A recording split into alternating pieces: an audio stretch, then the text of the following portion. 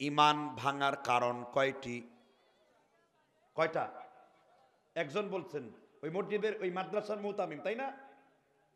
বা পরিচিত একজন বলছেন ইমান ভঙ্গের কারণ কয়টি? 10টি। কয়টি কারণ? এখানে একজন দুইজন করে যদি জিজ্ঞাসা করি, নামাজ ভঙ্গের কারণ বলতে পারবে, রোজা ভঙ্গের কারণ বলতে পারবে, যাকাত ভঙ্গের কারণ বলতে পারবে, কিন্তু ইমান কোন কারণে ভেঙে যায় বেশিরভাগ মুসল্লি আমার মনে হয় নতুন করে জীবনের প্রথম এই কথাটা শুনেছেন। কারণ আমাদের বক্তারা ইমানের ওয়াজ এই ওয়াজ মাহফিলের মাঠে করে না। এই জন্য ইমান ভঙ্গের কারণ কয়টি? আল্লাহর কসম, একজন ব্যক্তির ভিতরে যদি ইমান ভঙ্গের 10টি কারণের একটি কারণও থাকে, তার নামাজ রোজা হজ যাকাতের কোনো মূল্য আল্লাহর কাছে নাই, কোনো মূল্য নাই। ইমানের মূল ভিত্তি কোনটি? লা ইলাহা ইল্লাল্লাহ। এবার আসুন, এই যে ইমান যে আপনি ঠিক করলেন না, আপনার আমলের কোনো মূল্য আছে? আল্লাহ সূরা ফুরকানের মধ্যে 23 নম্বর আলোচনা করেছেন, ওয়াকাদিমনা মা আমিলু মিন আমালিন ফাজআলনাহু হাবাআম মানসুরা। কার কথা? জোরে বলেন, আরো জোরে। ওয়াকাদিমনা মা আমিলু মিন আমালিন ফাজআলনাহু হাবাআম মানসুরা। আল্লাহ তাআলা প্রত্যেকটা আদম সন্তানের নেক আমলের দিকে গভীর মনোযোগ দেবেন। আল্লাহ প্রত্যেকটা পুরুষ প্রত্যেকটা নারীর আমলের দিকে গভীর মনোযোগ দেবেন। যাদের আমল নামার ভিতরে শিরক থাকবে, যাদের আমল নামার ভিতরে কুফরি থাকবে, যাদের ইমানে কুফরি থাকবে, ফাজআলনাহু হাবাআম মানসুরা, বিক্ষিপ্ত ধুলা বিক্ষিপ্ত বালিকণার মতন তাদের আমলগুলাকে আল্লাহ ছুঁড়ে মারবেন। অর্থাৎ আপনি আমল করলেন পাহাড় সমান, কিন্তু আপনার আমলগুলা ইমান ভঙ্গ মুক্ত নয়। আপনার আমল আল্লাহর কাছে কিয়ামত পর্যন্ত গ্রহণযোগ্য হবে না। এই জন্য আগে হলো ইমান, ইমান হলো বলিষ্ঠ শক্তি। আলাম তারা কাইফা দারাবাল্লাহু মাতালান কালিমাতান তাইয়্যিবাতান কাশাজারাতান তাইয়্যিবাতুন আসলুহা। আল্লাহ বলেছেন কালেমার উদাহরণ হলো এরকম।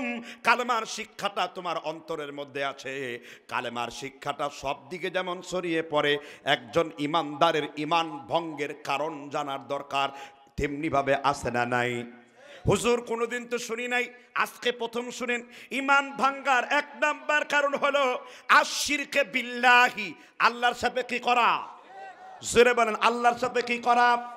ইমান ভঙ্গের 1 নাম্বার কারণ কি? শিরক। এখন মুখে মুখে শিরক, এখন হাতে হাতে। ইসলামিক গজলের ভেতরও শিরক আছে না নাই? আমার পূর্বে একটা শিশু গান গেয়েছে, ছেলেটা বুঝে গান গায় নাই, কিন্তু 3টি লাইনের মধ্যে বড় শিরিক, একটা লাইনে তো প্রায় শিরিক। কোনটা? বলছেন আল্লাহ তোমার লীলা খেলা বুঝা বড় দায়। লীলা তো অন্য সংস্কৃতির ভাষা, আল্লাহর কোনো লীলা খেলা নাই, এরকম কোন শব্দ আল্লাহর শানে, এটা বেয়াদবি এবং কুফরি তুল্য কথা। ওই বাচ্চাটা বুঝা বলে নাই। কিন্তু আজকে থেকে যদি এই কথাগুলো আমরা কিন্তু মজার জন্য সবাই শুনেছি, একজন ব্যক্তি কিন্তু কাউন্টিং দেন নাই, কারণ আমাদের দেশে ইমানের বড় কম। লীলা খেলা তো অন্য কোনো লোকদের ভাষা, তাদের নাম আমি নেব না। সেই তাদের সংস্কৃতি আমাদের সংস্কৃতি হতে পারে না। আপনি বলতে পারেন আল্লাহর কুদরত, এটা বোঝা বড় মুশকিল। আপনি বলতে পারেন আল্লাহর নিয়ামত, এটা বোঝা বড় মুশকিল। আল্লাহ সূরা জুমারের 66 নম্বর আয়াতে বলেছেন, ওমা কাদারাল্লাহ হাক্কা কাদারিহি, আল্লাহকে যেমনি ভাবে মর্যাদা দেওয়ার দরকার তোমরা অমনি ভাবে মর্যাদা দাওনি। এজন্য আল্লাহ কখনো লীলা খেলা খেলেন না। লীলা খেলা খেলে অন্য কিছু, লীলা খেলা খেলে ভগবান, লীলা খেলা খেলতে পারে অন্য কিছু। আমার আল্লাহ লীলা খেলায় লিপ্ত হন না। এইগুলা কথা বলা আল্লাহর শানের সাথে কুফরি কিনা? জোরে বলেন, জোরে বলেন, কুফরি কিনা? তোমরা আমার আল্লাহ সম্পর্কে কি মনে করেছো? সূরা বাকারার 115 নম্বর আয়াত পড়ো, ওয়ালিল্লাহিল মাশরিকু ওয়াল মাগরিবু ফাআইনামা তুওয়াল্লু ফাতাম্মা ওয়াজহুল্লাহ। পূর্ব থেকে পশ্চিমে যেদিকেই তোমার মুখ ফিরাও না কেন রে বান্দা, সেই দিকে আমি আল্লাহর চেহারা আমি আল্লাহ রেখে দিয়েছি। আল্লাহ বলেছেন তো ইজ্জু মান তাশা ওয়া তুদিল্লু মান তাশা বিয়াদিকাল খায়র। ইজ্জত আমি আল্লাহ দেই, জিল্লত আমি আল্লাহ দেই, কল্যাণের মালিকও আমি আল্লাহ, অকল্যাণের মালিকও আল্লাহ। ইন্নাল্লাহা আলা কুল্লি শাইইন কাদির, কারণ আমি আল্লাহ সব কিছুর উপর ক্ষমতাবান। ঠিক কিনা বলেন? সব কিছুর উপর ক্ষমতাবান কে? আল্লাহ লাহুল খালকু ওয়াল আমার, সৃষ্টি আমি করেছি, বিধান আমি দিয়েছি। ইনিল হুকমু ইল্লা লিল্লাহি, আল্লাহ ছাড়া কোনো হুকুমদাতা নাই, আল্লাহ ছাড়া কোনো বিধানদাতা নাই, আল্লাহ ছাড়া কোনো বিচারক নাই। ঠিক কিনা বলেন? তাহলে এই শব্দগুলো আল্লাহর সাথে বেমানান কিনা? এজন্য লুকমা দিলাম যে শিরিকের প্রথম পয়েন্ট, সাবধানে কথা বলতে হবে। ঠিক না? আল্লাহ তাআলা বুঝবার। আরেকটি ভীষণ বেয়াদবি, মুসা কি আমার চাচার নাম? মুসা কি কোনো সাধারণ মানুষের নাম? দাউদ কি কোনো সাধারণ মানুষের নাম? ঈসা কি কোনো সাধারণ মানুষের নাম? নূহ কি কোনো সাধারণ মানুষের নাম? ইউনুস কি কোনো সাধারণ মানুষের নাম? এরা কারা? এরা নবী। নবীরা মানুষ বটে, তবে বেমেসাল বাশার, সাধারণ মানুষের সাথে নবীদের কোনো কিছুর তুলনা চলে না। এই জন্য নবীর কথা যখন বলতে হবে মুসা কালিমুল্লাহ আলাইহি ওয়াসাল্লাম, ঈসা আলাইহি ওয়াসাল্লাম, প্রত্যেক নবীকে তার শান দিয়ে কথা বলতে হবে। এটাই আকীদা, এটাই ঈমান, এটাই রিসালাতের উপর ঈমান। ঠিক করে বলেন? কিন্তু আমরা অনেক সময় সাধারণ কথা মজার চোটে বলে ফেলি। সাবধান, নিজের আকীদাকে সাফাই করুন। এটা এমন কোন মাসআলা না যেখানে হানাফি মালিকি শাফি আহলে হাদিসের দ্বন্দ্ব। এটা এমন মাসআলা, প্রত্যেক মুসলিমদের ঈমান শিরক থেকে মুক্ত থাকা, এটা ঈমানের দাবি। ঠিক কিনা বলেন? তাহলে ঈমান ভঙ্গের প্রথম কারণ কোনটা?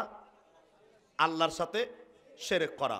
ছোট বড় মিলিয়ে সর্বমোট একজন মানুষের দ্বারা 51টি শিরিক হয়। কয়টা শিরিক? ছোট এবং বড় মিলিয়ে একজন মানুষের দ্বারা 51টি শিরিক হয়। এর মধ্যে 36টি বড় শিরিক আর বাকি 14টি বা 15টি ছোট শিরিক।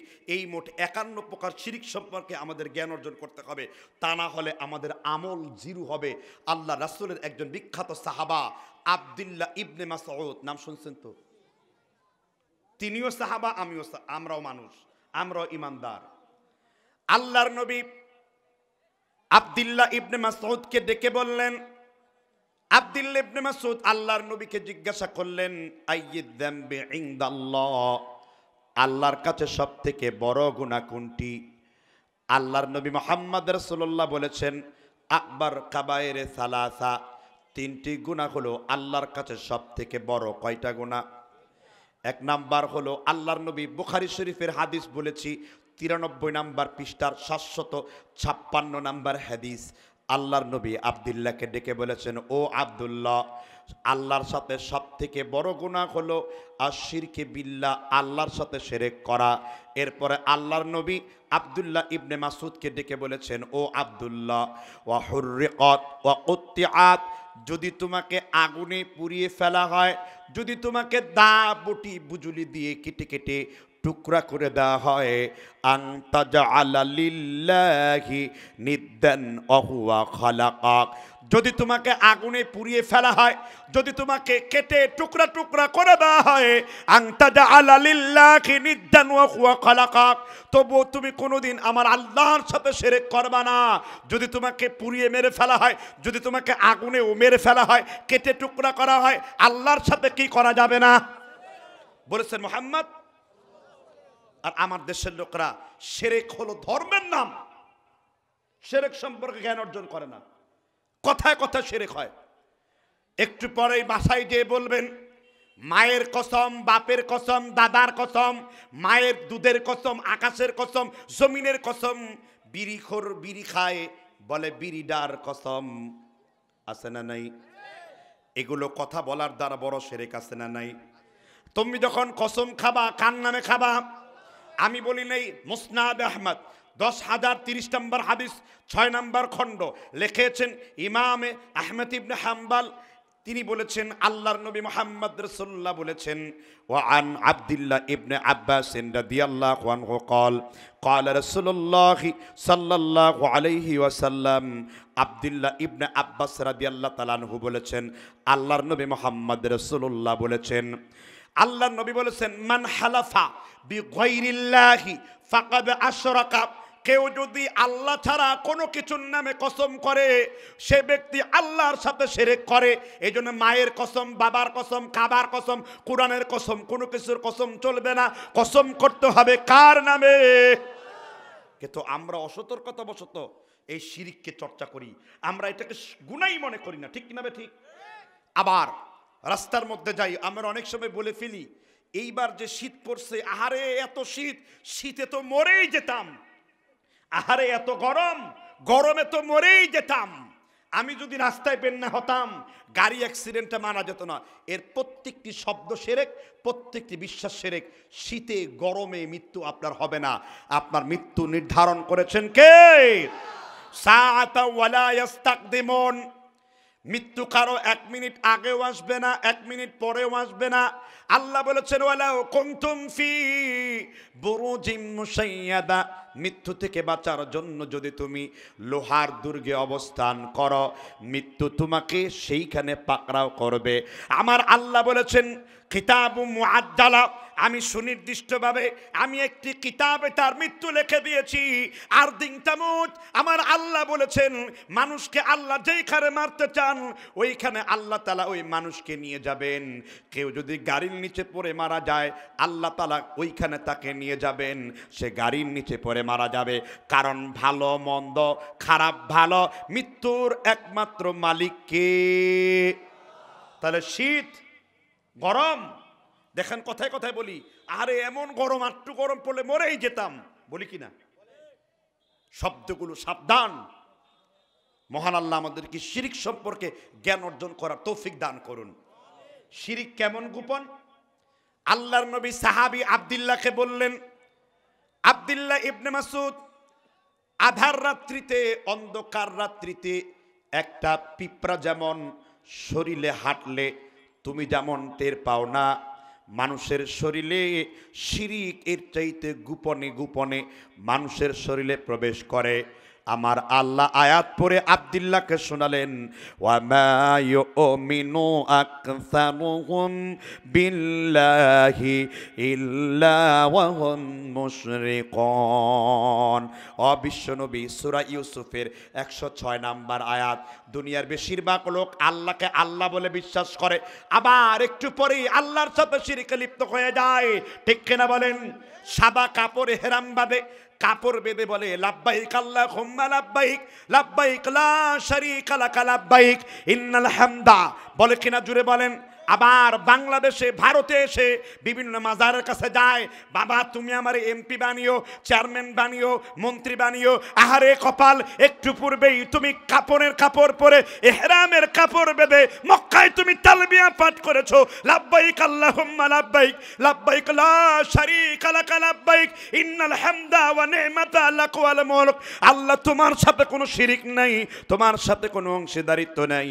আবার একটু পরে নেতৃত্ব পায়া তোমরা আমার আল্লাহকে ভুলে যাও, ঠিক কিনা বলুন? আর আমার আল্লাহ বলেছেন, শোনো, সূরা মায়েদার 72 নম্বর আয়াত, যে আয়াতের তাফসীর শুরু করেছি, ইন্নাহু মান ইউশরিক বিল্লাহি ফাকাদ হারামাল্লাহু আলাইহিল জান্নাতি ওয়া মাওয়াহুন নারি ওয়া মা লিয-যালিমিনা মিন আনসার।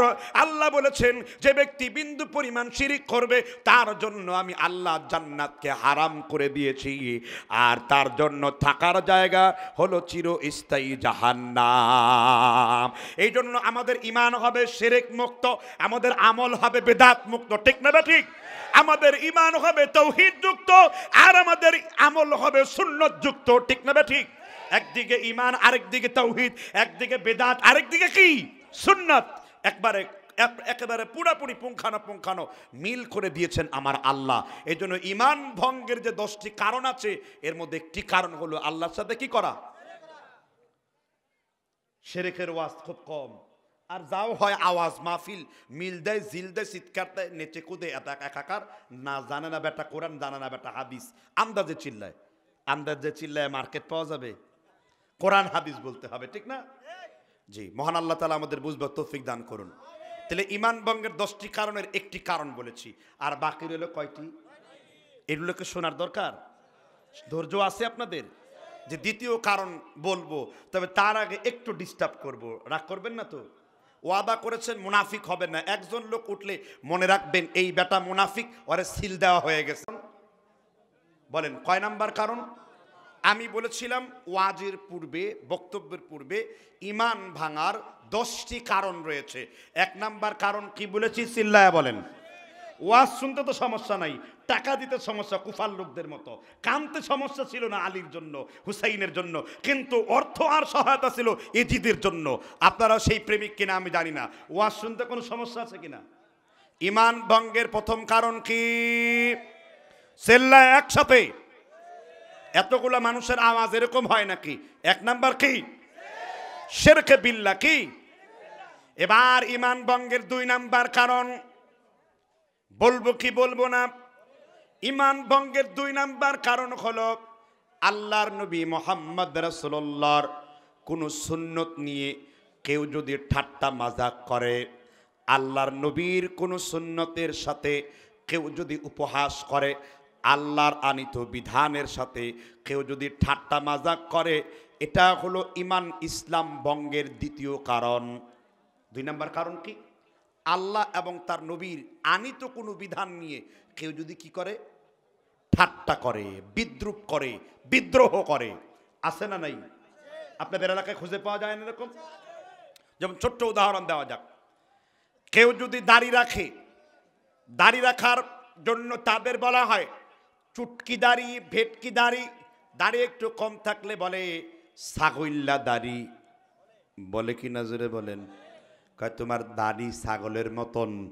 বলে কি না? অল্প একটু দাড়ি। আবার অনেক যুবকেরা বুঝে করুক আর না বুঝে করুক, দাড়ি রাখো না, এটা হারামের গুনাহ। কিন্তু দাড়ি কেটে হাবিবের মতন দাড়ি, মেসির মতন দাড়ি, বিভিন্ন খেলোয়াড়ের মতন দাড়ি তোমরা রাখো কেন? তোমরা অনেকেই এইরকম চুটকি দাড়ি, ভেটকি দাড়ি আল্লাহর নবীর সুন্নতের সাথে তোমরা ঠাট্টা করো, ঠিক না ঠিক? আর আমার নবী মুহাম্মদ রাসূলুল্লাহ বলেছেন, সহিহ বুখারীর 2 নম্বর খণ্ড, কিতাবুল লিবাস 5035 নম্বর হাদিস, আল্লাহর নবী মুহাম্মদ রাসূলুল্লাহ বলেছেন, ওয়া আন আবি হুরায়রা রাদিয়াল্লাহু আনহু قال قال رسول الله। দরুদ কি রাসূলের প্রতি পড়তে জানেন না? قال رسول الله قال رسول الله। আল্লাহর নবী বলেছেন, জুজু সওয়ারে, তোমরা গুফকে কর্তন করো, ওয়াফুল লাহিয়া, আর দাড়িকে তোমরা লম্বা করো, খিলাফুল মাযুস, মূর্তি পূজারীদের বিরোধিতা করো। কাদের বিরোধিতা করো? মূর্তি পূজারীদের। গুফগুলা কি করো? খাটো করো। দাড়িগুলাকে কি করো? লম্বা করো। আমার আল্লাহর নবী বলেছেন, ওয়ালাকিন্না রাব্বা আমারানি, আর আমার নবী আমাকে, আমার আল্লাহ আমাকে আদেশ করেছেন, আদিষ্ট করেছেন, জুজু সওয়ারে ওয়াফুল লাহিয়া, ও মুহাম্মদ তুমি তোমার গোফগুলাকে ছোট করো, দাড়িগুলাকে লম্বা করো, খিলাফুল মাযুস, মূর্তি পূজারীদের বিরোধিতা করো। অথচ আমার দেশের লোকেরা সুন্নত পালন করেই না, আবার সুন্নত দেখলে অনেকেই ঠাট্টা মাজাক করে, ঠিক না ঠিক? যেমন আলেমদের সম্মান আছে না নাই? মসজিদের সম্মান আছে না নাই? মাদ্রাসার সম্মান আছে না নাই? মাদ্রাসার মোহাব্বত করতে পারো না, কিন্তু মাদ্রাসার বিরোধিতা করে তোমরা কি আবু জাহেলের নাতি পুতি হয়ে গেছো নাকি? আর আমার নবী মুহাম্মদ রাসূলুল্লাহ মাদ্রাসাকে মোহাব্বত করতেন, কম না বেশি? সাহাবী আবু সাঈদ খুদরি, কি নাম বলেছি? বাইহাকি 2 নম্বর খণ্ড, শুআবুল ঈমান 2035 নম্বর হাদিস, তারিখে দিমাশকে হাদিসটি 9044 নম্বরে উল্লেখ আছে। আল্লাহর নবীর সাহাবা আবু সাঈদ খুদরি বর্ণনা করেছেন, ফাহামাকুমুল হাদিস, মানুষদেরকে হাদিস ভালো করে বুঝিয়ে দাও, ওয়াসিআ লাকুম ফিল মাজলিসি, হাদিসের শিক্ষাকে ভালো করে প্রসার করে দাও। এই জন্য আল্লাহর নবী মুহাম্মদ রাসূলুল্লাহ সাহাবীদেরকে আদেশ করেছেন, ফাহামাকুমুল হাদিস, হাদিস ভালো করে মানুষকে বুঝিয়ে দাও, ওয়াসিআ লাকুম ফিল মাজলিসি, হাদিস হাদিসের ক্লাসগুলোকে ভালো করে প্রশস্ত করে দাও। আল্লাহর নবী সুনানে তিরমিজি 1 নম্বর খণ্ডের 40 নম্বর পৃষ্ঠার 460 নম্বর হাদিসে ইরশাদ করেছেন, মান সালাকা তরিকান ইয়ালতামিসু ফীহি ইলমান সাহালাল্লাহু লাহু তরিকান ইলাল জান্নাতি। যে ব্যক্তি মাদ্রাসায় কোরআন হাদিস শিখার জন্য একটি পাকে আল্লাহর রাস্তায় বাড়ায়া দেয়, আমার আল্লাহ তার জন্য জান্নাতের রাস্তাকে সহজ করে দেন। আরো আসতে বলেন সুবহানাল্লাহ। আল্লাহর নবী সবাইকে আলেম বানান না, সবাইকে মুফতি বানান না। আল্লাহর হাবিব বলেছেন, মাইয়ুরিদিল্লাহু বিহি খায়রান ইউফাক্কিহু ফিদ্দীন ওয়া ইন্নামা আনা কাসিমুন আল্লাহু ইউতি। আল্লাহ যার কল্যাণ চান, আল্লাহ যার ভালাই চান, আল্লাহ যাকে মহব্বত করেন, তার দ্বারা আল্লাহ তাআলা মাদ্রাসার খেদমত করার তৌফিক দেন। তাকে আল্লাহ দ্বীনের ফকি বানান, তাকে আলেম বানান, হাফেজ বানান, মুফতি বানান।